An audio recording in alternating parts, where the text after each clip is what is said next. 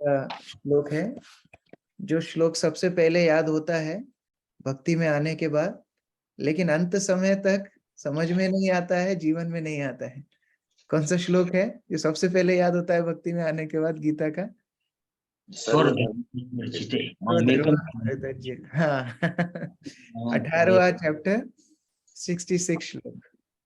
तो यह श्लोक सबसे पहले याद हो जाता है, लेकिन लास्ट तक भी इसका साक्षात्कार करना बड़ा कठिन होता है। तो प्रभुपाद के तात्पर्य और अनुवाद से समझने का प्रयास करेंगे। सर्वधर्मान् परित्यज्य मामेकं शरणं व्रज, अहं त्वां सर्व पापेभ्यो मोक्षयिष्यामि मा शुचः। अनुवाद: समस्त प्रकार के धर्मों का परित्याग करो और मेरी शरण में आओ, मैं समस्त पापों से तुम्हारा उद्धार कर दूंगा, डरो मत। तो एक प्रकार से यह श्लोक गीता के प्राण है, जिसमें भगवान बहुत ही स्पष्ट रूप से बता रहे हैं कि क्या अपेक्षा वो अपने भक्तों से करते हैं, वो क्या चाहते हैं अपने भक्तों से। इस प्रकार से यह श्लोक बहुत ही ज्यादा महत्वपूर्ण है। जैसा कि हम चर्चा कर रहे थे, याद तो बहुत जल्दी हो जाता है, लेकिन इसका पालन करना बहुत कठिन होता है ना। जैसे एक होता है ज्ञान, एक होता है विज्ञान। ज्ञान मतलब थ्योरेटिकल नॉलेज, थ्योरी समझना बहुत आसान है ना। जैसे एक व्यक्ति ने बोला कि हमको तैरना सीखना है, तो जो तैरना जानता था उसने बोला तैरना बहुत आसान है, आप पानी में कूद जाइए और ऊपर आ जाना, अपने हाथ पैर मारना और आप तैरने लगेंगे।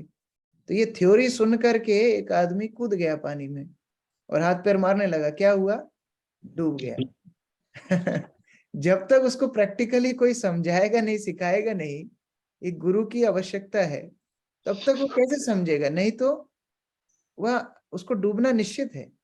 और यदि एक निपुण तैराक जो अच्छे से सिखाना जानता है, 2-4 दिन में ही उसको सिखा सकता है कि कम से कम वह कम पानी में तैरना सीख जाए। तो इसीलिए प्रभुपाद बार बार अपनी पुस्तकों में बोलते थे, तद विज्ञानार्थम सा गुरुम एवाभिगच्छेत्, कि अगर विज्ञान प्राप्त करना है, ज्ञान तो बहुत बढ़ रहा है, थ्योरी बहुत है, लेकिन अगर विज्ञान प्राप्त करना है यानी प्रैक्टिकल नॉलेज प्राप्त करना है, तो सा गुरुम एवाभिगच्छेत्, गुरु के पास जाकर के पूछना चाहिए। तो बहुत लोग धर्म के बारे में तुक्का लगाते हैं, ये धर्म ऐसा है, धर्म वैसा है, धर्म का अनुशीलन वैसे करना चाहिए, ऐसे करना चाहिए। लेकिन अर्जुन ने वह तुक्के लगा करके जब निराश हो गया, तो फिर अर्जुन ने आत्मसमर्पण किया और अर्जुन ने भगवान के ऊपर छोड़ दिया कि आप मुझे धर्म बताइए। शिष्यस्तेहम शाधिमाम त्वाम प्रपन्नम, मैं आपका शिष्य हूँ, आप मुझे बताइए क्या करणीय है और क्या करणीय नहीं है। तो इसलिए फिर भगवान यहाँ पर उन्हें धर्म के बारे में बता रहे हैं कि वास्तविक धर्म क्या है। हमें किसी प्रकार का अनुमान लगाने की आवश्यकता ही नहीं, क्योंकि अनुमान से हम सही ज्ञान तक पहुंच ही नहीं सकते। एक बार एक आदमी इस तरह ही लंगड़ा करके चल रहा था, तो 3 साइंटिस्ट बैठे थे पास में। अब वो दूर से देख रहे थे कि ये व्यक्ति लंगड़ा करके चल रहा है, तो वो तीनों आपस में चर्चा करने लगे कि हो सकता है शायद ये व्यक्ति इसके मसल्स में पेन हो रहा होगा, इसलिए ये लंगड़ा रहा है। दूसरा साइंटिस्ट बोलने लगा नहीं नहीं नहीं नहीं, इसके लिगामेंट क्रैक होगा इसलिए लंगड़ा रहा है। तीसरा आदमी बोलता है नहीं नहीं, शायद ना इसकी हड्डियां कमजोर हो गई हैं कैल्शियम की कमी से, इसलिए लंगड़ा रहा है। कोई बोलता है नहीं नहीं, इसके पैर की हड्डी बढ़ गई है इसलिए लंगड़ा रहा है। तो उन्होंने आपस में लड़ाई शुरू कर दी। तो फिर उन्होंने निश्चय किया कि चलो व्यक्ति से ही जाके पूछते हैं, वो जो बीमारी बताएगा वही साइंटिस्ट सबसे बड़ा। तो ये सब साइंटिस्ट जाकर के उस व्यक्ति से पूछते हैं कि भैया तुम्हारी दिक्कत क्या है, क्यों लंगड़ा रहे हो? हम तीनों ने ये मत बताए हैं और तुम्हारी जो असली बीमारी होगी वह साइंटिस्ट सबसे प्रमाणित माना जाएगा। तो उसने बोला ना तो मेरा लिगामेंट टूटा है, ना मेरी हड्डी बड़ी है, ना मेरी कैल्शियम की कमी है, ना मुझे फ्रैक्चर है, मेरी चप्पल टूट गई है इसलिए मैं लंगड़ा के चल रहा हूँ। तो यह मुश्किल होती है। आप जितना भी अनुमान करेंगे, जितना तुक्काबाजी करेंगे, उतना ही फंसते जाएंगे। जैसे एक पति ने अपनी पत्नी के ऊपर बहुत चिल्ला दिया, लड़ाई हो गई दोनों के बीच में। तो पत्नी ने क्या किया, गूगल खोला, गूगल में टाइप किया कि मेरे पति मुझसे नाराज क्यों हैं। अब गूगल सर्च आ गए बहुत सारे, 5-7 पेज बेचारी पढ़ने लगी, सुबह से शाम हो गई पढ़ते पढ़ते, मेरे पति बीमार क्यों हैं। लेकिन जितना पढ़ते गई उतना कंफ्यूज होते गई, कि गूगल को थोड़ी पता है आपके पति क्यों बीमार, क्यों क्यों नाराज है। तो शाम को जब पति आए, देखे अरे इतना, उसके पूरी आंखें काली पड़ गई हैं, बाल बिखरे हुए हैं और बुरी अवस्था है। बोले क्या कर रही थी तुम पूरे दिन से? बोले पूरे दिन से गूगल में सर्च कर रही थी कि आप मुझसे नाराज क्यों, आप सुबह चिल्लाए क्यों। पति बोलते हैं अरे मूर्ख, मुझसे पूछना चाहिए था ना कि मैं क्यों नाराज हूं, मैं ही तो बता पाऊंगा, गूगल थोड़ी बता पाएगा। उसी तरह लोग धर्म पे जाना चाहते हैं, धर्म धार्मिक होना चाहते हैं, लेकिन भगवान की बात नहीं मानना चाहते, वो अपना ही धर्म शुरू करते हैं। जैसे मुझे कल एक भक्त ने एक वीडियो भेजी थी व्हाट्सएप में, एक बहुत बड़ा तथाकथित आध्यात्मिक गुरु चल रहे हैं अभी, बहुत फेमस चल रहे हैं, हजारों लोग उनको फॉलो कर रहे हैं, और उन्होंने अपने वीडियो में बताया कि उन्होंने अभी तक भगवत गीता ही नहीं पढ़ी है। वो जो ज्ञान दे रहे हैं अपने आप से ही दे रहे हैं, और हजारों लाखों लोग उनको फॉलो कर रहे हैं। तो उस प्रकार के गुरुओं को, तथाकथित गुरुओं को हम, प्रभुपाद बोलते थे they are not teacher, they are cheater. वो लोग केवल समाज को भ्रमित कर रहे हैं। तो यहाँ पर कृष्ण बता रहे हैं कि वास्तविक धर्म क्या है। और जब हम कृष्ण से सीखते हैं, सुनते हैं कि वास्तविक धर्म क्या है, तो हम किसी प्रकार से ठगे नहीं जाएंगे, इस बात का आश्वासन हमको होना चाहिए। क्योंकि भगवान कभी भी भौतिक कल्मशों से प्रभावित नहीं होते, वह हमेशा भौतिक गुणातीत हैं। तो उनके वाक्यों में कभी भी किसी प्रकार का दोष नहीं हो सकता। तो हम भगवान से सुन रहे हैं क्या धर्म होना चाहिए, कि सभी प्रकार के जो तथाकथित धर्म है उनका परित्याग और भगवान का अनन्य शरण, यही वास्तविक धर्म है। जब हम इस प्रकार भगवान की शरण लेते हैं तो हम धर्म की परिकाष्ठा पे पहुंचते हैं। तात्पर्य से कोई पढ़ना चाहेगा? हरे कृष्ण प्रभु। संकीर्तन भक्तों में जी हाँ, पढ़िए। भगवान ने अनेक प्रकार के ज्ञान तथा धर्म की विधियां बताई है। परब्रह्म का ज्ञान, परमात्मा का ज्ञान, अनेक प्रकार के आश्रमों तथा वर्णों का ज्ञान, संन्यास का ज्ञान, अनासक्ति, इंद्रिय तथा मन का संयम, ध्यान आदि का ज्ञान। उन्होंने अनेक प्रकार से नाना प्रकार के धर्मों का वर्णन किया है। अब भगवत गीता का सार प्रस्तुत करते हुए भगवान कहते हैं कि हे अर्जुन, अभी तक बताई गई सारी विधियों का परित्याग करके अब केवल मेरी शरण में आओ। इस शरणागति से वह समस्त पापों से बच जाएगा, क्योंकि भगवान स्वयं उसकी रक्षा का वचन दे रहे हैं। तो यहाँ पर प्रभुपाद बहुत सरल रूप से बता रहे हैं कि बहुत सारी विधियां हैं, कर्म कांड है, ज्ञान कांड है, पर ब्रह्म का ज्ञान है, परमात्मावादी हैं, योगी हैं, सन्यासी हैं, बहुत बहुत तरह के मार्ग हैं। लेकिन इन सभी मार्गों में अगर हमें पक्का होना है या सफल होना है, तो इसका एकमात्र सूत्र है कि हमारी भगवान के ऊपर शरणागति कितनी बढ़ रही है। मान लो कोई ज्ञान कांडी है, वह बहुत ज्ञान अर्जित किया है, लेकिन ज्ञान इकट्ठा करने से उसको ये लगने लगा है कि वो सब कुछ जानता है और भगवान से ही वो विमुख हो जाए, तो उसको ज्ञान अर्जित करने का फायदा क्या हुआ। मान लो कोई बहुत यज्ञ करता है, जैसे भागवत में प्राचीनी भविष्यत की कहानी आती है चतुर्थ स्कंद में। वो इतने यज्ञ करते थे, इतने यज्ञ करते थे कि हर 2 पग पर उनके राज्य में कोई ना कोई यज्ञ चल रहा होता था। लेकिन इतना कर्मकांड करने से क्या हुआ, उनका ध्यान भगवान से हटकर के केवल यज्ञ में ही लग गया, जबकि यज्ञ इत्यादि क्रियाओं का मुख्य उद्देश्य होना चाहिए समसिद्धिर हरितोषणम। तो भक्त क्या करता है, क्रियाओं पर विश्वास ना रख के समर्पण पर विश्वास रखता है। क्रिया जरूरी नहीं है, समर्पण ज्यादा जरूरी है।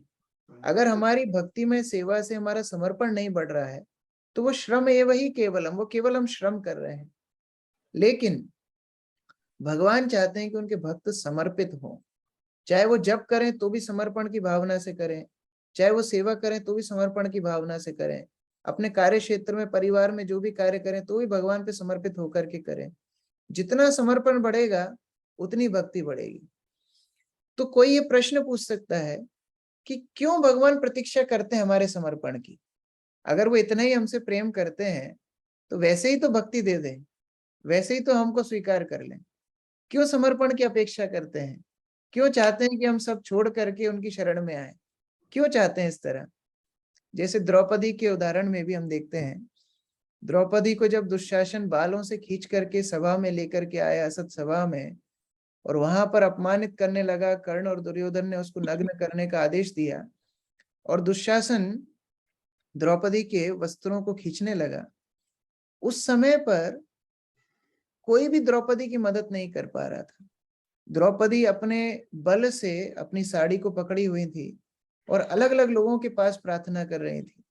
भीष्म, द्रोणाचार्य, कृपाचार्य, धृतराष्ट्र, उनके पति, सबको प्रार्थना कर रही थी, लेकिन कोई भी उनकी मदद नहीं कर पाए। अब जब कोई मदद नहीं कर पाए तो अपने बल से जो साड़ी पकड़ी हुई थी उसको पकड़कर ही कृष्ण को पुकार रहे थे, लेकिन कृष्ण फिर भी नहीं आए। जब उन्होंने सब कुछ छोड़ करके दोनों हाथ ऊपर करके कृष्ण को पुकारा, हे गोविंद, हे गोपाल, अब आप ही मेरी रक्षा कर सकते हैं, तब भगवान आए। तो कोई पूछ सकता है कि इतना अभिनय करने की जरूरत ही क्या थी? बेचारी पहले बुला रही थी तभी आ जाते, इतना समर्पण करवा के क्यों? तो इसका सरल उत्तर है, भगवान कभी भी जीवात्मा की स्वतंत्रता में हस्तक्षेप नहीं करते। भगवान ने सबको स्वतंत्रता दे रखी है। कोई जीवात्मा भगवान को पूर्ण समर्पण होना चाहता है तो भगवान भी उसको पूर्ण रूप से स्वीकार करते हैं, उसकी पूरी जिम्मेदारी लेते हैं। अगर कोई जीवात्मा उनसे दूर होना चाहता है तो भगवान फिर उसको उसी की व्यवस्था भी करके देते हैं, क्योंकि आप प्रेम कभी भी विवशता में नहीं कर सकते। मान लीजिए कोई आपके चेहरे पर, आपके सिर पर बंदूक रख दे और बंदूक रख करके बोले कि आप हमसे प्रेम कीजिए, तो इस तरह प्रेम नहीं होता है, विवशता में प्रेम नहीं होता है। वह मजबूरी बोल सकते हैं उसको, प्रेम नहीं बोल सकते। तो अगर हम भगवान से वास्तविक प्रेम करना चाहते हैं तो भगवान हमको मजबूरी में प्रेम नहीं कराएंगे, भगवान हमें ऑप्शन देंगे। देखो ये माया है, ये मैं हूं, अब आपको समर्पण करना है। माया को करना चाहते हैं माया को कीजिए, मुझे करना चाहते हैं मुझे कीजिए। और जब भक्त भगवान को समर्पण करने का थोड़ा भी प्रयास करता है तो फिर भगवान उसको पूर्ण समर्पण करने में मदद करते हैं। ऐसा नहीं है कि भगवान परीक्षा ही लेते रहेंगे, भगवान गंभीरता देखते हैं भक्त की कि हाँ ये मुझे पूर्ण रूप से समर्पण करना चाहता है। जैसे गीता के 6वें अध्याय में आपने वह कहानी पढ़ी होगी, प्रभुपाद तात्पर्य में लिखते हैं कि एक छोटी सी चिड़िया के कुछ अंडे समुद्र ले जाता है। अब वो चिड़िया इतना दृढ़वान होती है अपने अंडों को वापस लाने के लिए कि वह समुद्र को बोलती है, अगर आप मेरे अंडे वापस नहीं दोगे तो मैं आपको सुखा दूंगी। अब चिड़िया कितना सा पानी अपनी चोंच में रख सकती है? थोड़ा सा पानी लेती, समुद्र से रेत पे डालती, फिर थोड़ा पानी लेती, रेत में डालती। ऐसा करके करके कितने दिन में उसके अंडे वापस मिलेंगे? कभी भी नहीं मिलेंगे। जीवन भर भी करती रहेगी तो भी नहीं मिलेंगे। लेकिन उसका प्रयास देख करके गरुड़ आ गए और गरुड़ आकर के समुद्र को बोलते हैं कि अगर अब तुमने इस चिड़िया के अंडे नहीं दिए तो मैं तुम्हें सुखा दूंगा। अब गरुड़ का ही सामर्थ्य है कि वह सुखा सकते हैं, तो तुरंत समुद्र ने चिड़िया के अंडे वापस दे दिए। तो उस प्रकार से यद्यपि हमको सुनने में लग सकता है कि अरे समर्पण तो इतना कठिन है, अरे भगवान यहाँ बोल रहे हैं सब कुछ छोड़ करके आ जाओ, कैसे कुल देवता की पूजा छोड़ूं, कैसे मैं वो हमारे फलाने बाबा को छोड़ूं, कैसे रीति रिवाजों को छोड़ूं। लेकिन जब हम प्रयास करेंगे कि नहीं अब भगवान की शरण और केवल भगवान की शरण, तो फिर भगवान मदद करते हैं। हाँ, मैं इस भक्त की जिम्मेदारी लेता हूँ। आगे कोई पढ़िए, नेक्स्ट। हरे कृष्ण प्रभु जी। 7वें अध्याय में यह कहा गया था कि वही श्री कृष्ण की पूजा कर सकता है जो सारे पापों से मुक्त हो गया हो। इस प्रकार कोई यह सोच सकता है कि समस्त पापों से मुक्त हुए बिना कोई शरणागति नहीं पा सकता है। ऐसे संदेह के लिए यहाँ यह कहा गया है कि कोई समस्त पापों से मुक्त न भी हो तो केवल श्री कृष्ण के शरणागत होने पर स्वतः मुक्त कर दिया जाता है। पापों से मुक्त होने के लिए कठोर प्रयास करने की कोई आवश्यकता नहीं है। मनुष्य को बिना झिझक के श्री कृष्ण को समस्त जीवों के रक्षक के रूप में स्वीकार कर लेना चाहिए। उसे चाहिए कि श्रद्धा तथा प्रेम से उनकी शरण ग्रहण करे। हरे कृष्णा प्रभु। तो भगवत गीता का यह श्लोक 7वें अध्याय का 28वां श्लोक आता है, जिसमें भगवान बोलते हैं, येषां तु अंतगतम पापम जनानां पुण्य कर्मणां ते द्वंद्व मोह निर्मुक्ता भजते माम दृढ़व्रता। तो भगवान वहां पर बोलते हैं कि जो लोग पापों से मुक्त हैं, येषां तो अंतगतम पापम, जिनके पाप अंत हो गए हैं, जनानाम पुण्य कर्मणाम, जो पुण्य कर्मी हैं, वह मोह निर्मुक्त, द्वंद्व और मोह से जो मुक्त है, ऐसे लोग मेरी भक्ति दृढ़ता से कर सकते हैं। और यहाँ भगवान इस श्लोक में बोल रहे हैं, जो मुझे समर्पण करता है वो पाप से मुक्त होता है। तो अब कौन सा पहले माने? जो पाप से मुक्त होता है वह भक्ति करता है, या जो भक्ति करता है वह पाप से मुक्त होता है? क्या पहले है? पहले मुर्गी कि पहले अंडा? क्या पहले है? भक्ति करता है, जो भक्ति करता है वो पाप से मुक्त हो जाता तो इसका मतलब 7वां अध्याय 28वां श्लोक गलत है। नहीं, उधर भगवान बोल रहे हैं जो पाप मुक्त है वो मेरी भक्ति दृढ़ता से करता है। यहाँ भगवान बोल रहे हैं जो सब कुछ छोड़ के मेरे ऊपर आश्रित है, वह पूर्ण रूप से वह पाप मुक्त हो जाएगा। तो कौन सा सही है? प्रभु जी दोनों ही सही हैं, लेकिन जब हम भक्ति में आते हैं भक्ति अपने आप मुक्ति होती है। पहले पहले शुद्ध होना पड़ेगा प्रभु, तो शुद्ध होने के लिए पापों से मुक्त होना पड़ेगा और हरे कृष्ण मंत्र का जाप करना पड़ेगा हमको। शुद्धता बहुत जरूरी है। भक्ति भक्ति शुद्ध कैसे होंगे? भक्ति से। भक्ति भक्ति कब आएगी? जब पाप मुक्त होंगे। प्रभु जी मैं बोलूं? हाँ, मैं कौन बोलूं? बोलना चाहते हैं? एक एक करके बोलिए। रविंद्र प्रभु जी। हाँ, रविंद्र प्रभु बोलिए। प्रभु जी केवल शरण में आके उनके जाप करके उनका स्मरण करके ही शुद्ध हुआ जा सकता है, और उसके बाद ही वो जो प्रोसेस बताई है कि केवल उनके शरण में पहले आके और उनको याद करके तभी शुद्ध हो जाता है। पहले से शुद्ध होके उनको याद करना, ये तो उल्टी प्रोसेस आएगी। पहले उनको याद करके शरण में आके फिर शुद्ध हुआ जाएगा, फिर वो निष्पाप करेंगे आपको। अच्छा, मतलब हो सकता है वो पुराना मॉडल था 7वें अध्याय में, भगवान लेटेस्ट यहाँ बता रहे हैं ना। हरे कृष्ण। ईश्वरी माता जी बताइए। प्रभु जी भगवान ने ये भी तो बोला है कि सर्वधर्मानि परित्यज्य माम एकम शरणम व्रज अहम त्वं सर्व पापेभ्यो मोक्षयिष्यामि मा शुचय। अगर तुम शरण में आ जाओगे तो मैं तुम्हें ऐसे ही सारे पापों से मुक्त कर दूंगा, बस तुम्हें आने की वही तो श्लोक, वही तो आज का श्लोक है। लेकिन प्रश्न है, प्रभुपाद तात्पर्य बता रहे हैं 7वें अध्याय में भगवान ने बोला है कि जो पाप मुक्त होता है वह भक्ति दृढ़ता से करता है। विनीत प्रभु आप बोलना चाह रहे हैं? हरे कृष्णा प्रभु जी, दंडवत प्रणाम। प्रभु जी मैं जितना समझाऊं कि दोनों ही मतलब जो है बीज रूप में है, हम कहीं से भी शुरू करेंगे तो वो फलित होगा। हरे कृष्णा। ओके, इसका सरल उत्तर है, ठीक है, विनीत प्रभु ने ऑलमोस्ट सही बात बोला। जितना आप समर्पण करेंगे उतना शुद्ध होंगे, और जितना शुद्ध होंगे फिर भक्ति में दृढ़ता और आएगी, और समर्पण होगा, फिर और समर्पण बढ़ेगा, और शुद्ध होंगे, और पाप मुक्त होंगे, दृढ़ता और बढ़ेगी। दोनों एक दूसरे के ऊपर आधारित है। जितना हमारा समर्पण का स्तर बढ़ता जाएगा उतना पाप मुक्त होते जाएंगे, जितना पाप मुक्त होते जाएंगे उतनी दृढ़ता और समर्पण और बढ़ता जाएगा। जिस प्रकार से हम जब जप करते हैं तो जप करने में हम भगवान को क्या प्रार्थना करते हैं कि हे भगवान आप हमको अपनी सेवा में लगाइए, हे कृष्ण हे राधा रानी आप हमको अपनी सेवा में लगाइए। ये जप हरे कृष्ण महामंत्र का मतलब है। तो जप करने से क्या मिलेगी? सेवा मिलेगी। जब हम सेवा करेंगे तो जप करने में और अच्छा ध्यान लगेगा।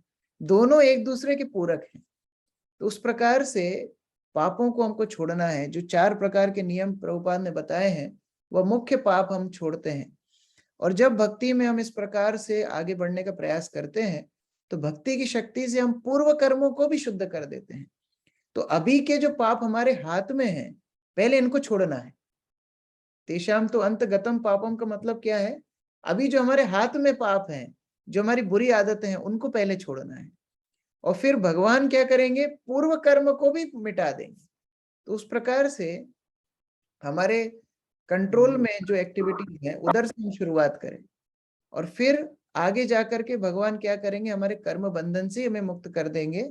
जो यहाँ पर बताया जा रहा है कि पूर्ण समर्पण जो करते हैं उनको भगवान पूर्ण रूप से निष्पाप कर देते हैं। अब समर्पण करने की विधि प्रभुपाद तात्पर्य बता रहे हैं। दूसरा कोई भक्त पढ़िए। हरे कृष्ण प्रभु जी, दंडवत प्रणाम। भक्ति योग के अनुसार मनुष्य को वही धर्म स्वीकार करना चाहिए जिससे अंततः भगवत भक्ति हो सके। समाज में अपना स्थिति के अनुसार कोई एक विशेष कर्म कर सकता है, लेकिन यदि अपना कर्म करने से कोई कृष्ण भावनामृत तक नहीं पहुंच पाता तो उसके सारे कार्यकलाप व्यर्थ हो जाते हैं। जिस कर्म से कृष्ण भावनामृत की पूर्ण अवस्था ना प्राप्त हो सके उससे बचना चाहिए। मनुष्य को विश्वास होना चाहिए कि श्री कृष्ण समस्त परिस्थितियों में उसकी सभी कठिनाइयों से रक्षा करेंगे। इसके विषय में सोचने की कोई आवश्यकता नहीं कि जीवन निर्वाह कैसे होगा, श्री कृष्ण इसे संभाल लेंगे। मनुष्य को चाहिए कि वह अपने आप को निसहाय माने और अपने जीवन की प्रगति के लिए श्री कृष्ण को ही अवलंब समझे। पूर्ण कृष्ण भावना भावित होकर भगवत भक्ति में प्रवृत्त होते ही वह प्रकृति के समस्त कलमश से मुक्त हो जाता है। धर्म की विविध विधियां हैं और ज्ञान, ध्यान, योग आदि जैसे शुद्ध करने वाले अनुष्ठान हैं, लेकिन जो श्री कृष्ण के शरणागत हो जाता है उसे इतने सारे अनुष्ठानों के पालन करने की आवश्यकता नहीं रह जाती है। श्री कृष्ण की शरण में जाने मात्र से वह व्यर्थ समय गंवाने से बच जाएगा। इस प्रकार वह तुरंत सारी उन्नति कर सकता है और समस्त पापों से मुक्त हो सकता है। हरे कृष्णा प्रभु जी, दंडवत। तो यहाँ पर शरणागति के 6 अंग बताए हैं। जो भक्त पहली बार पढ़ रहे हैं, सुन रहे हैं, वो लिख सकते हैं। शरणागति जो भगवान के ऊपर समर्पण है, शरण लेना है, उसके 6 प्रमुख अंग हैं। लोग बोल सकते हैं कि हम भगवान के ऊपर पूर्ण समर्पित हैं, लेकिन अगर उनके अंदर ये 6 अंग नहीं मिलेंगे तो इसका मतलब उनकी शरणागति पूर्ण नहीं है। प्रथम है अनुकूलस्य संकल्पः, मतलब जो भक्ति के अनुकूल है उसको स्वीकार करना चाहिए। सबसे पहले लोग बोलते हैं अरे हम तो बहुत बड़े भक्त हैं, फिर मंदिर बुलाओ मंदिर नहीं आएंगे, उनको बोलो गीता पढ़ो गीता नहीं पढ़ेंगे, जप करो जप नहीं करेंगे। इसका मतलब भगवान के भक्त नहीं है। जो भगवान के भक्त होते हैं वह जो भी अनुकूल वस्तु है कृष्ण के पास जाने के लिए उनको तुरंत स्वीकार कर लेते हैं। देखिए ऐसा नहीं है कि जो सीनियर भक्त हैं या जो 20 साल से 25 साल से कृष्ण भावनामृत में है उनको सुबह उठने में दिक्कत नहीं होती। ऐसा नहीं है कि उनको जप करते में नींद नहीं आती। ऐसा नहीं है कि उनको भागवत पढ़ने में दिक्कत नहीं आती। लेकिन फिर भी वो जानते हैं कि नहीं, मुझे यह भक्ति की साधना को करना है, क्योंकि अगर मैं इसको करूंगा तो मैं कृष्ण के पास पहुंचूंगा। अनुकूलस्य संकल्प, इसलिए वो समर्पित भक्त हैं। हमें करेला पसंद नहीं है, लेकिन हमको पता है कृष्ण को पसंद है, इसलिए समर्पण, इसलिए स्वीकार करना है। तो जो कृष्ण के पास ले जाए वह स्वीकार करना शरणागति का प्रथम लक्षण है। दूसरा, प्रतिकूलस्य वर्जनम, जो भक्ति के प्रतिकूल है उसको छोड़ना चाहिए। कई बार हमको लगता है कि नहीं, यह वस्तु हम कैसे छोड़ेंगे, यह आदत तो हमारी 50 साल से है, हमारी 25 साल से है, 30 साल से है। नहीं, जो भक्ति के प्रतिकूल है, यदि कृष्ण के पास वापस जाने के लिए गंभीर है तो हमारी बुरी आदतों को छोड़ना होगा। देखिए खाना पीना छोड़ना आसान है, लोग व्रत करते हैं सोमवार मंगलवार गुरुवार, वो आसान है। बुरी आदतें छोड़ना बहुत मुश्किल है। दूसरों की बुराई करना छोड़ना मुश्किल है, प्रजल्प करना छोड़ना मुश्किल है। इसलिए रूप गोस्वामी ने बोला है अत्याहार प्रयासश्च प्रजल्पो नियमाग्रह। जो उपदेशामृत में रूप गोस्वामी बताते हैं, इन गंदी वस्तुओं को पहले छोड़ना है जो प्रतिकूल है, भक्ति में बाधा है। इनको जब हम छोड़ेंगे तो शरणागति का दूसरा लक्षण। शरणागति का तीसरा लक्षण, रक्षति इति विश्वासो, यह विश्वास होना कि कृष्ण हमारी सुरक्षा करेंगे, कृष्ण हमारे हर प्रकार से सुरक्षा करेंगे। जब प्रहलाद को हिरण्यकश्यप इतने प्रकार से कष्ट देने का प्रयास कर रहा था, मारने का प्रयास कर रहा था, प्रहलाद ने एक बार भी प्रार्थना नहीं की बचने के लिए। ऐसा कभी किया ही नहीं कि मैं बच जाऊं, भगवान कृपया मेरी रक्षा कीजिए। नहीं, उनको विश्वास है जरूर रक्षा करेंगे ही करेंगे। जैसे छोटा बच्चा क्या माता पिता के पास ये थोड़ी बोलता है कि आपने इस महीने तो हमको खिलाया, फीस भरी, अगले महीने क्या फीस भरेंगे कि नहीं भरेंगे, मैं कोई और व्यवस्था करूं, ऐसा कभी नहीं बोलता है। उसको पूरा विश्वास है माता पिता उसका पालन करेंगे, रक्षा करेंगे। तो उस प्रकार से यह तीसरा और चौथा लक्षण भक्ति का, समर्पण का। तीसरा है रक्षति इति विश्वासो, भगवान हर समस्या में भक्त की सुरक्षा करेंगे। और दूसरा चौथा है गो तृप्ति वर्णम तथा, भगवान हर तरह से भक्त का पालन भी करेंगे। सुरक्षा तो करेंगे ही, पालन भी करेंगे। पालन का अर्थ क्या है? शारीरिक रूप से, मानसिक रूप से, बौद्धिक रूप से, आध्यात्मिक रूप से जो भी जरूरतें जीवात्मा को है भगवान अवश्य प्रदान करेंगे। अगर वो अपने कर्मों को करता रहे, भक्ति में लगा रहे, किसी भी प्रकार से उसको किसी भी प्रकार की हानि नहीं होगी, किसी प्रकार का कमी उसके जीवन में नहीं रहेगी। हाँ, बाह्य दृष्टि से दिख सकता है, जैसे सुदामा बाह्य दृष्टि से देखो कितना गरीब है, लेकिन सुदामा की मानसिक स्थिति देखिए, क्या वो परेशान है, क्या वो दुखी है? वो परम आनंदित है। तो भगवान अपने भक्तों का पोषण करते हैं, हर प्रकार से पोषण करते हैं। वह आध्यात्मिक रूप से पोषण करते हैं, मानसिक, शारीरिक, हर तरह से पोषण करते हैं।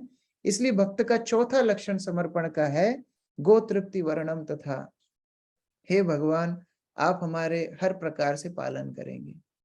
पांचवा आत्म निक्षेप, यानी कि आत्मसमर्पण।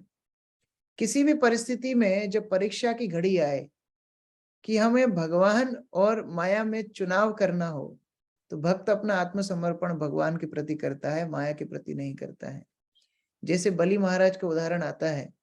बलि महाराज ने अपने गुरु का त्याग किया, राज्य का त्याग किया, संबंधियों का त्याग किया, नैतिकता का त्याग किया। हर प्रकार से त्याग करने के बाद भगवान वामन देव को पूर्ण रूप से समर्पण किया। अपनी संपत्ति देने के बाद तीसरा पग अपने सिर पे रखाया कि भगवान मैं भी आपको पूर्ण रूप से समर्पण हूं। तो यह पांचवा अंग है। कई बार लोग धन दे देते हैं, कई बार लोग मदद कर देते हैं, लेकिन जब उनसे बोलो कि आप समय दीजिए, समय देना बड़ा कठिन है। तो आत्मनिवेदन का बहुत महत्वपूर्ण अंग है समय देना। अपने आप को देने का मतलब क्या है? अपना समय देना। भगवान के लिए जब हम समय निकाल के जप करते हैं, भगवान के लिए जब समय निकाल के भागवत इत्यादि श्रवण करते हैं, तो वह आत्मनिवेदन का अंग है। और छठवां समर्पण का अंग है विनम्रता। अगर हम सब कुछ करें लेकिन विनम्र नहीं है, तो वह भगवान स्वीकार नहीं करते। दंभी लोगों का किसी भी प्रकार की क्रिया को भगवान स्वीकार नहीं करते। दंभी लोग कितना ही समर्पण करने का प्रयास करें, अभिमानी लोग कितना ही समर्पण करने का प्रयास करें, भगवान स्वीकार नहीं करेंगे।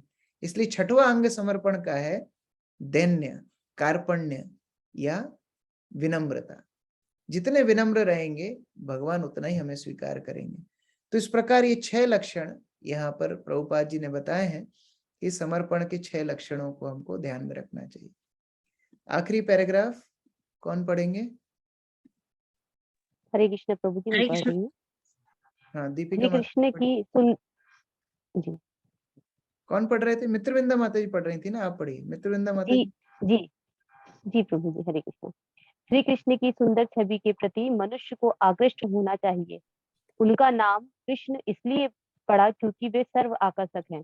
जो व्यक्ति कृष्ण की सुंदर शक्तिमान छवि से आकृष्ट होता है वह भाग्यशाली है। अध्यात्मवादी कई प्रकार के होते हैं। कुछ निर्गुण ब्रह्म के प्रति आकृष्ट होते हैं, कुछ परमात्मा के प्रति, लेकिन जो भगवान के साकार रूप के प्रति आकृष्ट होता है और इससे भी बढ़कर जो साक्षात भगवान कृष्ण के प्रति आकृष्ट होता है वह सर्वोच्च योगी है। दूसरे शब्दों में अनन्य भाव से कृष्ण की भक्ति गुहातम ज्ञान है और संपूर्ण गीता का यही सार है। कर्मयोगी, दार्शनिक योगी तथा भक्त सभी अध्यात्मवादी कहलाते हैं, लेकिन इनमें से शुद्ध भक्ति ही सर्वश्रेष्ठ है। यहाँ पर माँ सुचह, मत डरो, मत झिझको, मत चिंता करो विशिष्ट शब्दों का प्रयोग अत्यंत सार्थक है। मनुष्य को यह चिंता होती है कि वह किस प्रकार सारे धर्मों का त्यागे और एकमात्र कृष्ण की शरण में जाए, लेकिन ऐसी चिंता व्यर्थ है। हरे कृष्ण प्रभु जी। प्रभुपाद यहाँ पर हमारी नफ्स को पकड़ रहे हैं। ये हम सबकी समस्या है। हम सबको यही चिंता होती है, अरे कैसे हम सब कुछ छोड़ के भगवान की सेवा में चले जाएं। कभी धार्मिक जो हमारी प्रवृत्तियां बचपन से हैं नहीं छूटती हैं। कई जो सामाजिक हमने धर्म बना लिए हैं नहीं छूटते हैं। लेकिन प्रभुपाद बोल रहे हैं यदि हम इस प्रकार से डरेंगे, डरना तो भौतिकता का लक्षण है, भौतिक समाज में डरना चाहिए। जैसे आपने कबूतर को देखा है, कभी अनाज के पास जो कबूतर आता है देखा है, कैसे इधर उधर देखता है, इधर फिर थोड़ा आगे फिर इधर उधर देखता है, क्यों? उसको डर है, मैं दाना चुगने जाऊंगा तभी कोई पकड़ लेगा, तभी बिल्ली आ जाएगी, कोई इस तरह उसको डर, भौतिकता का लक्षण है डर। आध्यात्मिक समाज में, आध्यात्मिक मार्ग में डर का कोई स्थान नहीं है। इसलिए भगवान बोल रहे हैं मां शुचः। भगवान को भागवत में बोला है जत बिभेति स्वयं भयम। भगवान का नाम इतना पवित्र है, भगवान का नाम लेने से भय को भय लगता है, भय भय भय को भय लगने लगता है अगर कोई भक्त भगवान का नाम लेता है। तो ऐसे भगवान की शरण लेने से भक्त को कभी नहीं डरना चाहिए। दक्षिण भारत में एक बहुत प्रमुख मंदिर है कांचीपुरम का, बहुत सारे भक्त गए होंगे या सुना होगा। वहां भगवान वरदराज की मूर्ति है, बहुत सुंदर विष्णु रूप में भगवान वरदराज खड़े हैं। वरदराज मतलब जो वरदान प्रदान करते हैं, वरद राज, द मतलब देना, वर मतलब वरदान। तो वरदान देने वालों में जो सर्वश्रेष्ठ हैं वो है भगवान श्री कृष्ण। तो बहुत सुंदर बाल रूप में स्वरूप है, भगवान हाथ से वरदान दे रहे हैं। और उनके हाथ में क्या लिखा हुआ है, थोड़ा पास में जाकर के दर्शन करेंगे तो देखेंगे उनके हाथ पे लिखा हुआ है मां शुचः। यही श्लोक का आखिरी 2 शब्द उनके हाथ में लिखा हुआ है। वरदान देते हैं, लेकिन सबसे बड़ा वरदान क्या है भगवान का? ये अभय प्रदान करते हैं, निर्भयता भक्त को प्रदान करते हैं। भौतिक संसार से डरो मत, मैं तुम्हारे साथ खड़ा हूं, मेरी भक्ति करो, मैं तुम्हें हम समुद्धरता, संसार सागर से उद्धार करने के लिए मैं तुम्हारे साथ खड़ा हूं। तो वह विश्वास रख के भगवान की भक्ति करना चाहिए। वही वरदराज भगवान को रामानुजाचार्य कई बार दर्शन करने जाते और रामानुजाचार्य उनके प्रति आसक्त हो गए। तो वरदराज के जो पुजारी थे कांचीपूर्ण, वह वरदराज को सेवा करते थे, पंखा करते, हवा करते, जल ला करके भेंट करते। तो वरदराज उनके पुजारी से बातचीत किया करते थे। यह बात रामानुजाचार्य को पता पड़ गई कि वरदराज अपने पुजारी से बात करते हैं। तो रामानुजाचार्य ने उनके पुजारी को बोला कि क्या आप कुछ प्रश्न पूछ सकते हैं वरदराज को, मेरे कुछ डाउट्स हैं, क्या वो पूछ करके बता सकते हैं? कांचीपुण्य ने बोला ठीक है, आप मुझे बता देना, मैं भगवान से पूछ लूंगा। अब उनके पूछने के पहले ही जब पुजारी वरदराज के पास गए, वरदराज स्वयं ही बोलने लगे। अभी तक रामानुजाचार्य के प्रश्न बोले नहीं वरदराज के सामने, वरदराज स्वयं ही बोलने लगे कि मैं जानता हूं तुम क्या पूछना चाहते हो, तुम जाकर के रामानुजाचार्य को ये बात बता देना कि अहम एव परम ब्रह्म जगत कारण कारणम क्षेत्रज्ञ सर्वोर भेद सिद्ध एव महात्मने मोक्षप्यो न्यास एव जननम मुक्ति इच्छतम मद भक्तानाम जननम च नान्तिम अस्मृति रिष्यते। भगवान बोलते हैं सबसे पहले तो तुम रामानुजाचार्य को जाकर के बोलना कि मैं ही परम पूर्ण पुरुषोत्तम भगवान हूं, जिससे पूरा चराचर समग्र जगत आता है। तो सांसारिक चीजों से डरने की आवश्यकता नहीं, क्योंकि जब सब कुछ मुझसे आता है, मेरे अधीनस्थ है, मेरे नियंत्रण में है, तो बाकी चीजों से डरने की आवश्यकता है।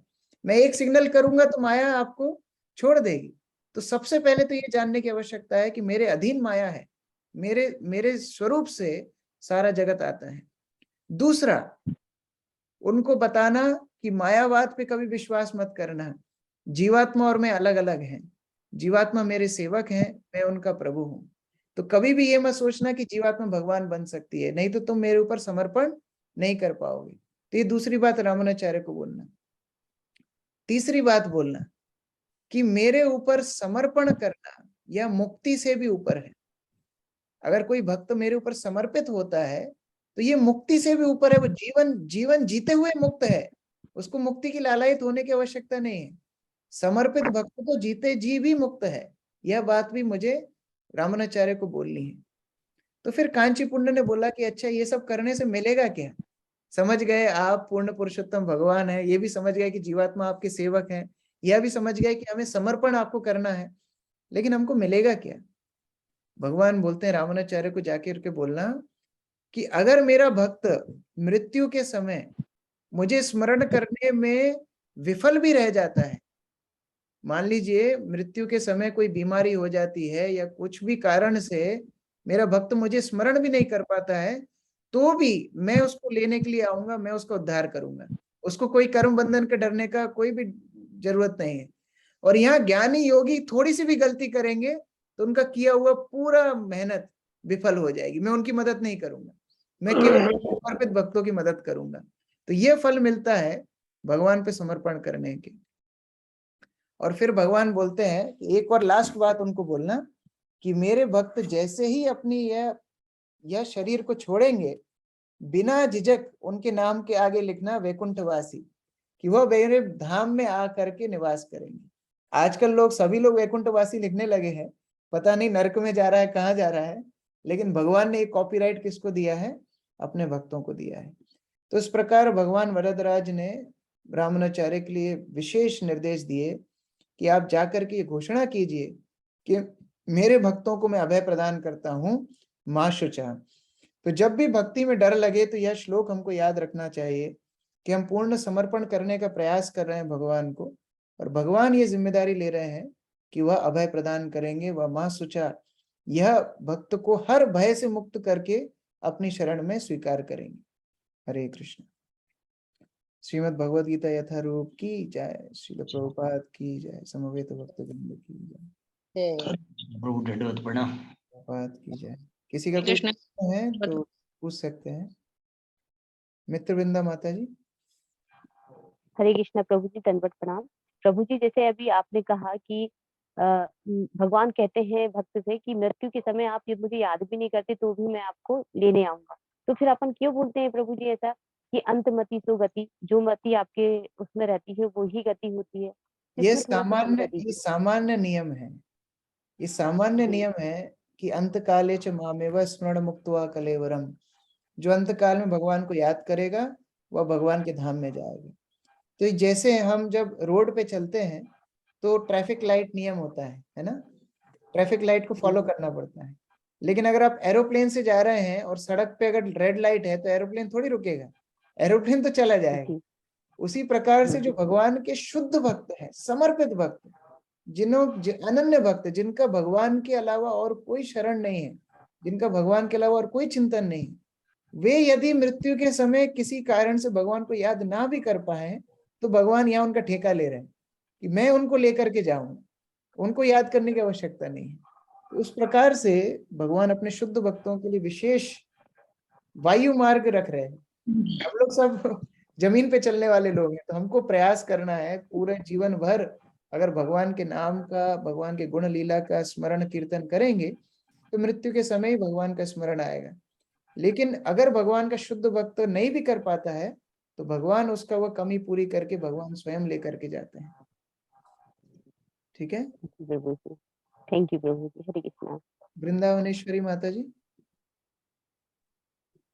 हरे कृष्णा प्रभु जी, दंडवत प्रणाम। प्रभु जी, मैं पूछ रही थी कि जैसे सब बोलते हैं कि मतलब जैसे अभी आपने बताया कि आखिरी समय में जो भक्त है तो भगवान उनको मतलब बुद्धि देते कि वो उनके नाम ले और नहीं भी ले पाए तो उनकी शरण में जाए। तो भरत महाराज के साथ ऐसा क्यों हुआ था कि वो हिरण के उसमें फंस गए थे लास्ट में? क्योंकि वो शुद्ध प्रेम तक नहीं पहुंच पाए थे। भरत महाराज भाव स्तर पर थे, भक्ति के 9 स्तर होते हैं, तो भाव स्तर तक पहुंचे थे, वह प्रेम स्तर तक नहीं पहुंचे थे। तो इसीलिए ये रिस्क नहीं लेना चाहिए। ये नहीं सोचना चाहिए अरे मैं तो शुद्ध भक्त बन गया, अभी कुछ भी करूंगा भगवान तो ले ही जाएंगे। जब भरत महाराज भी अधूरे रह गए थे तो हम और आपकी क्या बात है। इसलिए हमको सतत प्रयास करना चाहिए भगवान के नामों का आश्रय लेने के लिए, भगवान के भक्तों का आश्रय लेने के लिए, और उनकी कृपा से अंत समय में हमें भगवान से प्रार्थना करना चाहिए कि मैं भक्तों के समूह में अपने प्राण त्यागूं। तो यद्यपि मैं याद नहीं कर पाऊंगा तो मेरे आसपास के भक्त मुझे याद दिलाएंगे, वो मेरे लिए साथ में हरिनाम संकीर्तन करेंगे, तो उनके प्रयास से, उनकी मदद से मैं आपको स्मरण कर पाऊंगा। इस प्रकार से हमको यह सोच करके नहीं बैठना चाहिए कि नहीं मैं याद नहीं भी करूंगा तो भगवान तो बचा ही लेंगे। नहीं, हमको प्रयास करना चाहिए। भरत महाराज अधूरे रह गए तो फिर हम लोग तो अधूरे रह ही सकते हैं। ठीक है जी। कोमल। हरे कृष्णा प्रभु जी, दंडवत प्रणाम। मुझे यह बहुत अच्छा लगा सेकंड पैराग्राफ का कि समाज में अपनी स्थिति के अनुसार कोई एक विशेष कर्म कर सकता है लेकिन यदि वह अपना कर्म करने से कोई कृष्ण भावना व्रत तक नहीं पहुंच पाता तो उसके सारे कार्यकलाप व्यर्थ हो जाते हैं। बहुत से ऐसे होते हैं, या मुझ में ही ये दुर्गुण है, बड़े बड़े अपन ग्रंथ पढ़ रहे हैं, ये कर रहे हैं, और परंतु उसका अनुसरण नहीं कर रहे हैं, तो ऐसी भक्ति तो बिल्कुल निरर्थ होगी ना प्रभु जी। हरे कृष्ण। उसको भक्ति नहीं बोला जाता है, उसको हाँ। आडंबर बोला जाता है। हाँ, आदत जी। हरे कृष्ण। ओम कोमल माता जी बताइए। हरे कृष्ण प्रभु जी, दंडवत प्रणाम।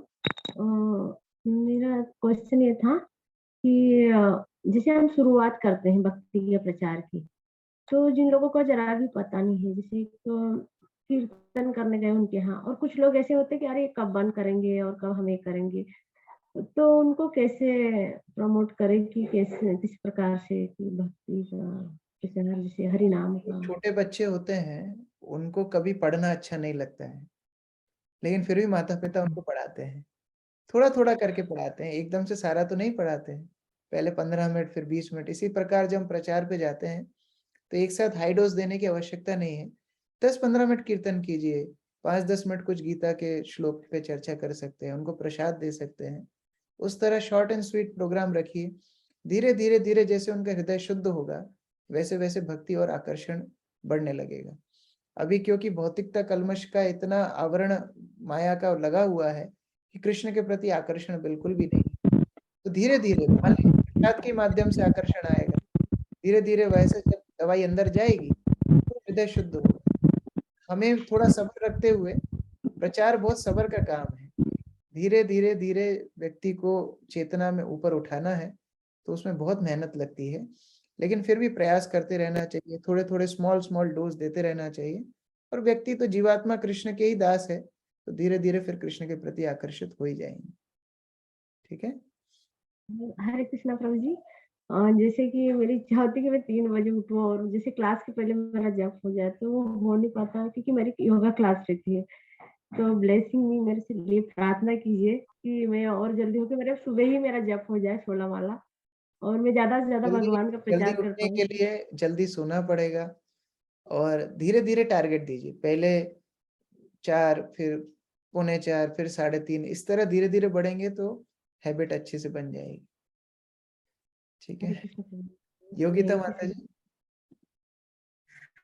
हरे कृष्ण प्रभु जी, दंडवत प्रणाम। मेरी माँ जो है वो 16 माला करती है प्रभु जी, लेकिन हर सोमवार का व्रत करती है वो, और कहती है अगर नहीं पकड़ा तो मेरे सपने में सांप आते ही, तो मैं उसको कैसे समझाऊं।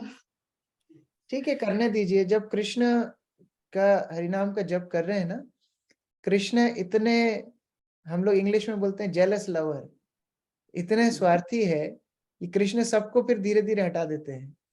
तो जब 16 माला कर रही हैं, धीरे धीरे आप देखेंगे धीरे धीरे सब बंद हो जाएगा। बाकी ये समर्पण अपने आप आएगा। कृष्ण को अगर स्वीकार कर लिया है, हरिनाम का जप कर रहे हैं, धीरे धीरे बाकी चीज अपने आप चली जाएंगी, कोई दिक्कत नहीं। जिस तरह हमने चर्चा की, जब विभेति स्वयं भयम, कृष्ण जहां है वहां भय को भी भय लगता है। तो इस प्रकार के जो दुस्वप्न आते हैं, बेकार सपना आते हैं, वह कई बार पूर्व कर्मों के कारण हमारी चेतना उधर जाती है। तो जैसे जैसे हरिनाम के माध्यम से चेतना शुद्ध होती है, फिर कृष्णमय सपने आएंगे, गुरु के सपने आएंगे, भक्तों के सपने आएंगे, हरिनाम के सपने आएंगे। तो उस प्रकार से हरिनाम का जप करने दीजिए, धीरे धीरे अपने आप समस्या कम हो जाएगी। ठीक है। हरे कृष्ण। सीता माता जी। ईश्वरी गांधारिका माता जी। हरे कृष्णा प्रभु जी, दंडवत प्रणाम।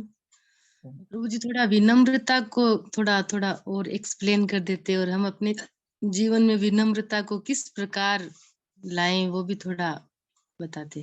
देखिए, गुरु महाराज सरल उदाहरण देते थे कि अगर आप एक छोटी रेखा के बाजू में एक बड़ी रेखा बना दें तो वो अपने आप छोटी दिखने लगेगी, और अगर एक रेखा के पास में उससे छोटी रेखा बनाएंगे तो वो बड़ी दिखने लगेगी। उसी प्रकार से हम अपने आप को इतना महान क्यों मानते हैं? क्योंकि हम दूसरों को बड़ा छोटा देखते हैं। हम भौतिकता के मापदंड से अपने आप को नापते हैं। लेकिन जब हम भगवान और भगवान के भक्तों का चरित्र पढ़ेंगे, समझेंगे, तो हम देखेंगे कि वो कितने महान हैं। उनके कंपैरिजन में हमारी भक्ति, हमारा जीवन बड़ा छोटा दिखेगा, तो अपने आप हम विनम्र हो जाएंगे। तो स्वाभाविक रूप से विनम्रता अगर लानी है तो हमें भागवत पठन करना चाहिए, शास्त्रों में देखना चाहिए कि भगवान कितने महान हैं, भगवान के भक्त कितने महान हैं, और उस माध्यम से हम समझते हैं कि हम कितने छोटे हैं। फिर वो विनम्रता के प्रयास से हमें सेवा करनी चाहिए। सेवा से विनम्रता बढ़ती है। जब हम भक्तों की सेवा करते हैं, भगवान की सेवा करते हैं, जैसे जो लोग पुजारी सेवा करते हैं, भगवान के सामने पोंछा लगाते हैं, उनके बर्तन साफ करते हैं, तो समझ में आता है नहीं मैं दास हूँ, मैं भगवान नहीं हूँ, मैं मालिक नहीं हूँ, मैं भगवान का दास हूँ। जब वैष्णव को घर पे आप बुलाएंगे, सुंदर प्रसाद खिलाएंगे, उनके पैर धुलाएंगे, उनकी सेवा करेंगे, तो आपको समझ में आएगा हाँ नहीं मैं दास हूँ, भक्त लोग महान है। तो इस तरह अभ्यास से धीरे धीरे धीरे विनम्रता आती है। दोनों इसके खंड महत्वपूर्ण है, जैसे हमने चर्चा की। एक तो भगवान और भक्तों की महिमा का श्रवण करना, उससे विनम्र हम बनते हैं, और दूसरा विनम्रता से सेवा करने से विनम्रता बढ़ती है। तो जब हम सेवा करते हैं विनम्रता बढ़ती है। तो ये 2 अंगों से हम लोग विनम्रता अपने जीवन में ला सकते हैं, और विनम्र लोगों के पास भगवान आसानी से कृपा देते हैं। जो दंभी है भगवान उनको स्वीकार नहीं करते। तो इसलिए यह तथ्य भी हमको याद रखना पड़ेगा कि अगर मैं अहंकार के वश में भक्ति कर रहा हूं तो मेरी भक्ति भगवान स्वीकार नहीं करेंगे। विनम्रता से करूंगा तब गुरु कृष्ण स्वीकार करेंगे। ठीक है। तो प्रभु जी, ये जो दैन्यता है और विनम्रता है, दोनों एक ही है? हाँ, या अलग अलग है? एक ही है। दैन्यता मतलब अपने आप को दीनहीन मानना, अपने आप को छोटा मानना, उसी को दैन्यता बोला जाता है। ठीक है। मुकुल प्रभु। हरे कृष्णा प्रभु। प्रभु जी, जैसे कुछ परिवार में जैसे कुछ परंपराएं हैं कि मतलब वो नहीं करोगे तो मतलब पूर्वजों को मुक्ति नहीं मिलेगी, मृत्यु के समय वो करना होती है। तो मतलब यदि अब मतलब शुद्ध भक्त बन जाए तो मतलब वो करने की आवश्यकता रहती है। देखिए, पहली बात तो शास्त्र प्रमाणित हो तो कर सकते हैं। कई बार रीति रिवाज पारंपरिक रूप से चलती आ रही हैं जिसका शास्त्र में उल्लेख ही नहीं है। तो ऐसे पारिवारिक जो रीति रिवाज हैं उनको करने की आवश्यकता कम है, लेकिन जो शास्त्र अनुरूप परंपराएं हैं उनको आप पालन कर सकते हैं। लेकिन ये बात भी सत्य है, जो शुद्ध भक्त बन जाता है उसको ये सब करने की आवश्यकता नहीं होती। अब प्रश्न है हम क्या शुद्ध भक्त हैं कि नहीं है, यह प्रश्न है। जब तक हम शुद्ध भक्त नहीं है, कम से कम जो शास्त्र अनुरूप परंपराएं हैं, जैसे शास्त्र में 16 संस्कार बताए गए हैं, करना चाहिए। क्यों नहीं करेंगे? क्योंकि हम शुद्ध भक्त नहीं है, हमको शास्त्रों को मानना चाहिए, विधि विधान मानना चाहिए। लेकिन जब शुद्ध भक्त बन जाएंगे फिर उसका कोई अंतिम संस्कार नहीं भी करेगा तो भी चलेगा, हमारा अंतिम संस्कार नहीं होगा तो दिक्कत हो जाएगी। तो इस प्रकार से ये सारे जो रीति रिवाज हैं, 2 कैटेगरी है। एक जो पारिवारिक चल रहे हैं उनका गारंटी हम नहीं ले सकते, लेकिन जो शास्त्र अनुरूप परंपराएं हैं उनको पालन करना चाहिए।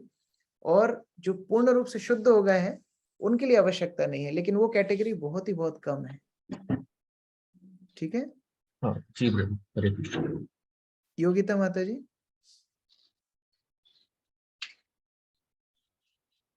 ठीक है, पहले का शायद नीलेश प्रभु। हरे कृष्ण प्रभु जी, दंडवत प्रणाम। प्रभु जी, मेरा क्वेश्चन है कि हम भगवान को समर्पण कैसे करें? जैसे यहाँ पर प्रभुपाद ने बताया है, धर्मम तो साक्षात भगवत प्रणीतम। इसी को समर्पण करने का मतलब है जो वो बोलेगा वो काम करना है।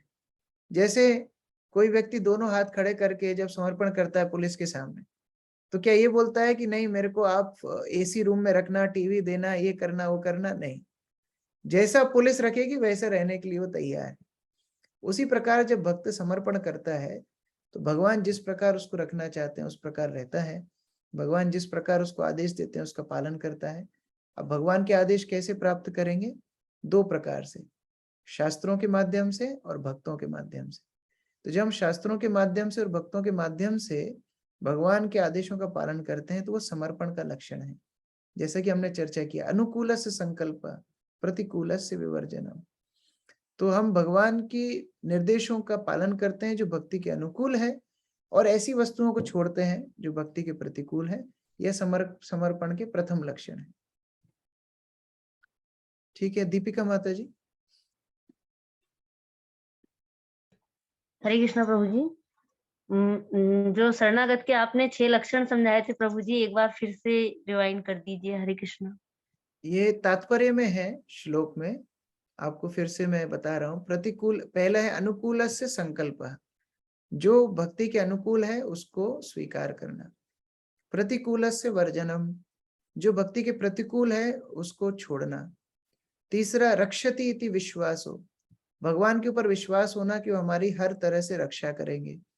चौथा गो तृप्ति वर्णम, भगवान हमें हर प्रकार से पालन करेंगे। पांचवा है आत्मनिवेदन, भगवान के ऊपर आत्मनिवेदन करना, समग्र समर्पण करना। और पांचवा कार्पण्य या विनम्रता। तो यह 6 लक्षण है। आप तात्पर्य में भी वो श्लोक प्राप्त प्रभुपाद ने लिखा है, वह श्लोक को आप तात्पर्य में देख सकते हैं। हरि भक्ति विलास का श्लोक है। लास्ट क्वेश्चन विनीत प्रभु। हरे कृष्णा प्रभु, दंडवत प्रणाम। प्रभु जी, जैसे अभी बात चल रही थी कि जैसे हम जो लोग देह त्याग कर चुके हैं परिवार में या मिलने वाले ऐसे होते हैं, तो हम लोग जो भी तर्पण और जो भी विधि विधान करते हैं, एक तो ये बात। उसके बाद प्रभु जी से कुछ परिवार में हमारे ऐसे भी रहते हैं जिनको हमको लगता है भाई वही हमारे आधार थे, उन्होंने हमको अच्छी सब प्रकार से शिक्षित किया या हर प्रकार से हमको अच्छे संस्कार दिए।